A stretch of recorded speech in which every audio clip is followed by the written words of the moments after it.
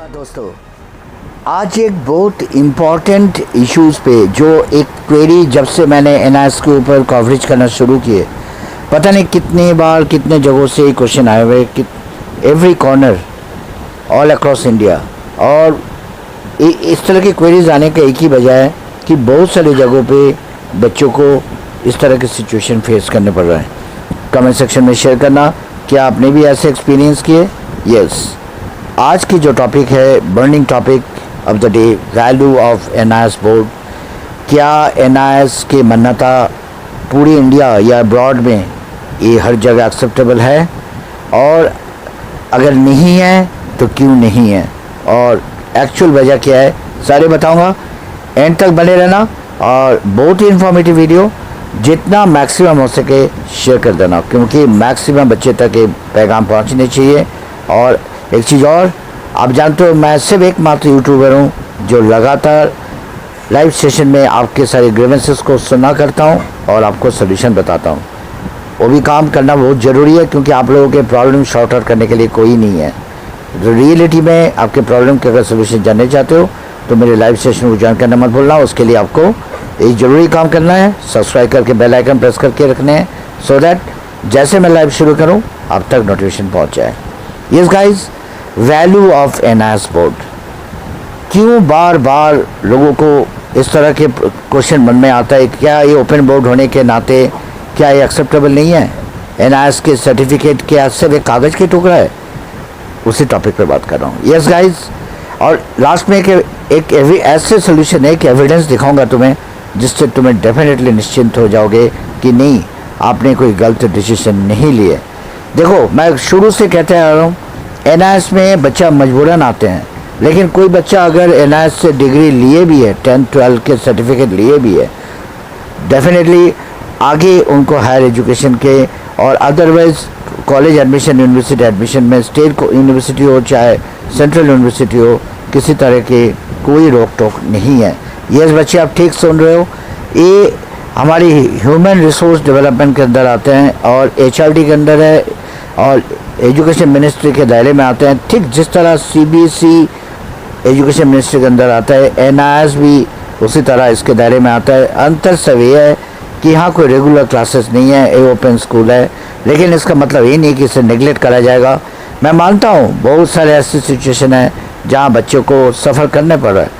Even बहुत सारे private colleges आज के डेट में जो फेमस कॉलेजेस है, नाम नहीं ले रहा हूँ, प्राइवेट कॉलेजेस भी कई बार इस सर्टिफिकेट को देख के बच्चों को डिनाई किए हैं। पीछे ऐसे स्टार्स भी है, और बहुत सारे ऐसे सिचुएशन में भी बच्चों को इंटरव्यू बोर्ड में भी रिफ्यूज़ करा गया, ये कह के कि नहीं, आप ओपन स्कूलिंग से करके आए हो। ओपन स्कूलिंग से करके आना कोई गुनाह नहीं है। ओपन स्कूल में वही बच्चे जाते हैं जिनको रेगुलर स्कूल जाने को मौका नहीं मिला, वजह चाहे कोई सा भी हो, चाहे फाइनेंशियल कारण से, चाहे फैमिली कंसर्न के कारण, चाहे वो जॉब में है इस कारण, चाहे उनके एज बार से ऊपर हो गए इस कारण, वजह चाहे कोई सा भी हो।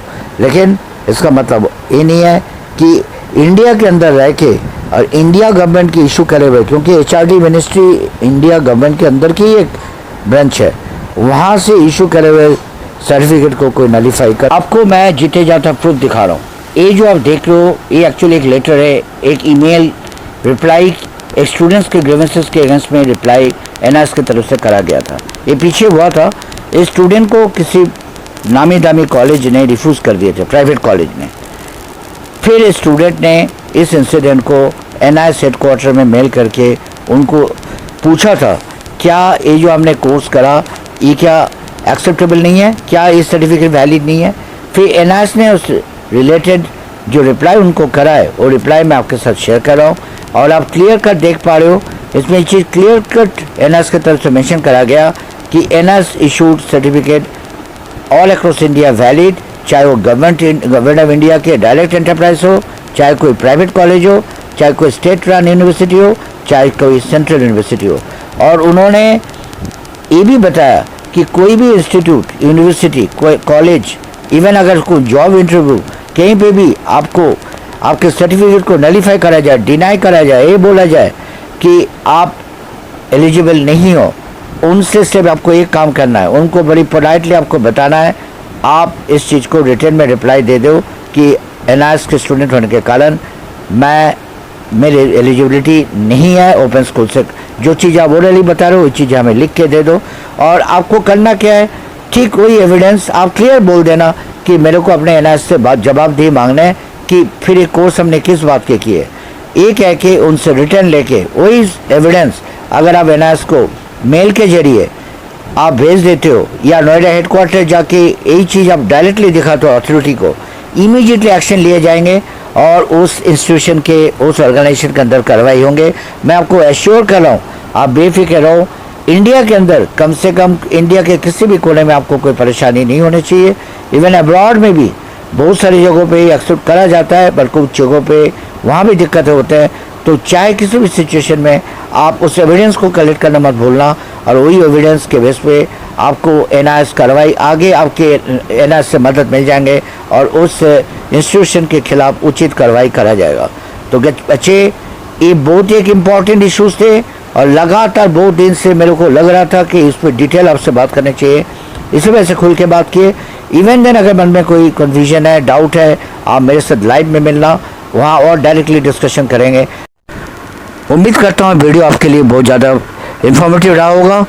अगर ऐसा लगा होगा तो इन दैट केस लाइक करना मत भूलना, और मैं एश्योर कर रहा हूँ आगे भी इस तरह आप